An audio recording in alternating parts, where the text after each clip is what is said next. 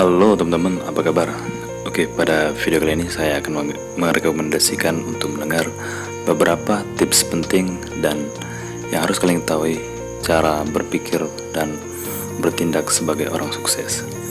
Dan ikuti triknya, dan jangan lupa subscribe, like, dan komen. Rekomendasi dari Dian Project. Selamat menonton.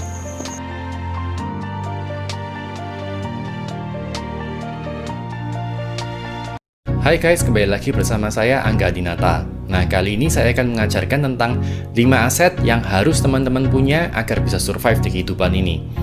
Buat kamu yang belum subscribe, silahkan subscribe dan klik tombol lonceng, karena kereta kesuksesan kita akan segera berangkat. Jadi pastikan kamu book seat-nya dengan cara subscribe. Nah, saya ingatkan sebelumnya bahwa semua ini nggak pernah diajarkan di sekolah. Sekolah hanya mengajarkan kita bagaimana cara kita menjadi karyawan dan menjadi robot atas suatu perusahaan. Karena sekolah itu didirikan pada saat era industri, di mana industri sedang membutuhkan banyak sekali tenaga kerja. Yang saya ajarkan kali ini nggak banyak orang tahu, bahkan meskipun dia adalah seorang PhD ataupun profesor sekalipun. Sekolah nggak pernah mengajarkan hal-hal yang esensi agar kita bisa survive di kehidupan. Nah, apa saja 5 aset yang harus teman-teman punya? Yang pertama adalah bisnis. Jadi teman-teman harus menjadi wirausaha. Tapi sayangnya sekolah tidak pernah mengajarkan kita menjadi wirausaha. Selama ini kita sudah di brainwash agar kita hanya menjadi karyawan. Contohnya gini, waktu kamu lulus dari universitas, nah kira-kira pertanyaan apa sih yang teman-teman tanyakan? Pasti biasanya mereka menanyakan kerja di mana. Kenapa nggak ada yang bertanya, kamu buka usaha apa? Berapa jumlah karyawanmu? Jadi di sini ada yang aneh. Kita sekolah selama 6 tahun SD, 3 tahun SMP, 3 tahun SMA, plus 4 tahun kuliah. Totalnya 16 tahun. Bagaimana bisa kita yang sudah belajar sekian lama tapi tidak bisa menjadi wirausaha? Jadi aset nomor 1 yang teman-teman harus punya adalah bisnis. Di sekolah nggak pernah disinggung tentang wirausaha. Kalaupun diajarkan tentang wirausaha, pasti diajarkan oleh guru atau dosen yang nggak pernah merasakan suka duka menjadi wirausaha. Ilmu tentang wirausaha biasanya diwariskan turun-temurun. Jadi kalau orang tua kita adalah wirausahawan, biasanya ilmu tentang wirausaha akan diwariskan dari orang tua kita, bukan dari sekolah. Kabar buruknya, rasio persentase wirausaha di Indonesia hanya 3,1% dari total seluruh jumlah penduduk. Pertanyaan saya, bagaimana nasib 96,9% yang lain? Karena rasio persentase wirausaha di Indonesia sangat kecil, peluang untuk menjadi wirausaha sangat terbuka lebar buat kamu yang mau menjadi wirausaha muda. Aset nomor 2 adalah real estate. Nah, tadi saya sudah cerita bagaimana tentang bisnis atau wirausaha yang nggak diajarkan di sekolah. Nah, apalagi real estate. Real estate pasti nggak pernah disinggung di sekolah. Ilmu tentang real estate nggak akan pernah dipelajari di sekolah. Ilmu real estate hanya bisa didapatkan di lapangan melalui trial and error. Saya sendiri mendapatkan ilmu tentang real estate pada saat saya menjadi property agent. Padahal background saya bukan tentang marketing, bukan juga tentang properti. Background saya adalah seni.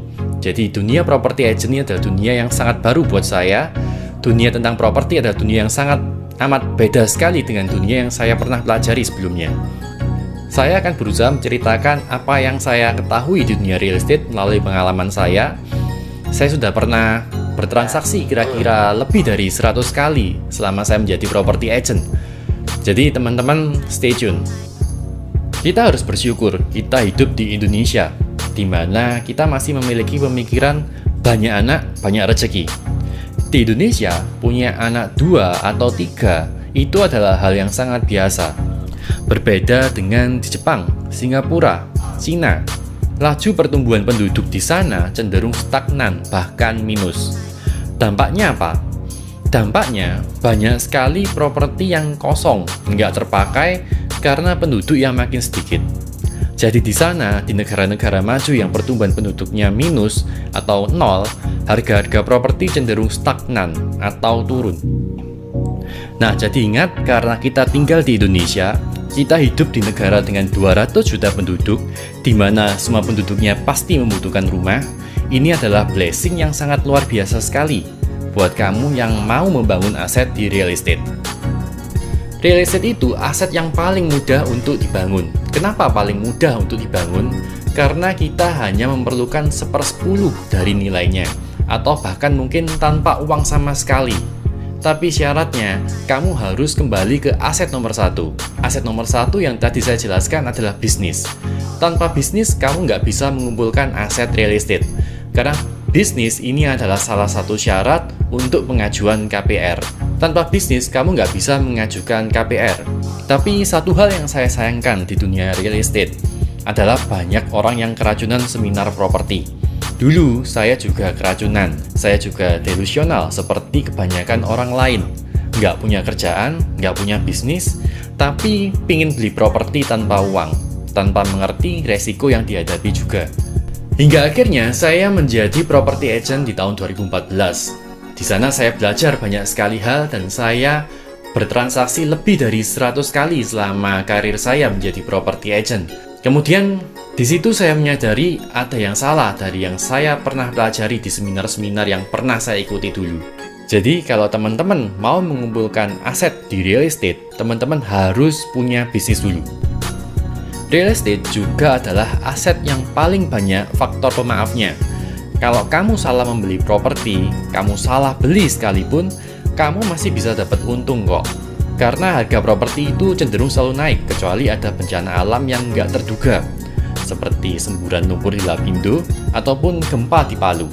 Tapi itu kan kecil sekali kansnya. Aset yang ketiga adalah paper asset. Paper asset itu seperti saham, reksadana, bitcoin, dan lain sebagainya. Dengan membeli saham, kita bisa memiliki sebagian porsi kecil dari perusahaan yang kita beli. Tapi beda dengan real estate. Kalau real estate seperti yang saya katakan tadi, faktor pemaafnya banyak. Tapi kalau di saham, di paper asset, kalau teman-teman nggak ngerti cara bermainnya, teman-teman bisa bangkrut hanya dengan semalam. Jadi teman-teman harus belajar dengan detail tentang saham kalau memang mau membangun aset saham. Di aset saham, kita bisa kaya instan, tapi juga bisa bangkrut instan. Saya bukan pakar saham, tapi satu yang pasti, saya nggak akan pernah nitipkan uang saya ke orang yang saya nggak pernah kenal, nggak tahu skillnya seperti apa, dan sistem bagi hasil yang menurut saya kurang fair. Apalagi setelah runtuhnya Jiwasraya dan kawan-kawan. Berarti diindikasikan ada permainan besar yang merugikan investor. Lebih baik kita belajar skillnya, menjadi manajer keuangan atas uang kita sendiri dan belajar dari kesalahan. Aset yang keempat adalah internet. Ya, ini adalah aset yang nggak banyak orang tahu, terutama untuk mereka yang lahir di tahun sebelum 1980 atau biasa kita sebut generasi baby boomer. Ya kalian bayangin deh, ngeprank dapat duit, ngomenin busana artis dapat duit, foto-foto alay bisa dapat endorse, main game jadi miliarder, nambang koin pakai komputer.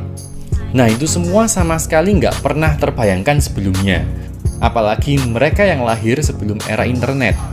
Aktivitas-aktivitas iseng bisa mendatangkan uang.